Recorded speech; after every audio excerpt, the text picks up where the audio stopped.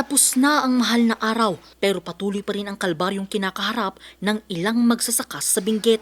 2 piso pa rin kasi ang pinakamababang presyo ng repolyo ngayon sa La Trinidad Trading Post. Kaya imbis na sa La Trinidad Trading Post o sa Benguet Agri-Pinoy Trading Center ibinagsak ang halos 2,000 kilo ng repolyo mula Bugyas, Benguet, dito sa gilid ng kalsada sa Baguio City, piniling dalhin ng magsasakang si Jane ang kanyang ani. Yung crudo sana dapat ibalik sa dati para yung mga buyers aakyat sila lahat kasi halos kalahati wala sila kasi mahal yung crudo daw. Tano ijay trading post gamin da itoy. Awan basiti gumatang ijay santo na baba.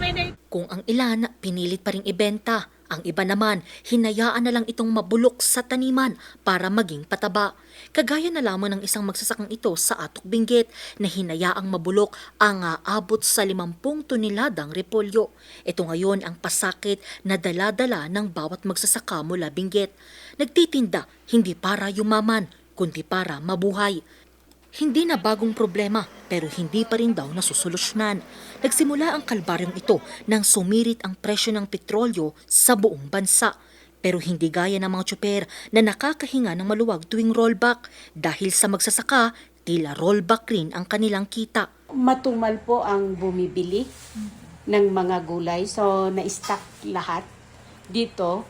And yung buying capacity ng mga iba't ibang lugar ay limited po, lalong-lalo na po nung nagkaroon tayo ng oil crisis. It so happened po na nung Typhoon O1 po is very accessible po ang seedlings. So, farmers have availed of that. Kaya para matulungan pa ang mga magsasaka, planong maglalaan ng pamahalang panlalawigan ng humigit kumulang 20 milyong pisong tulong para sa mga magsasaka. Nag-submit po ang mga municipalities ng report. More or less 7,000 po ang na-submit nilang affected.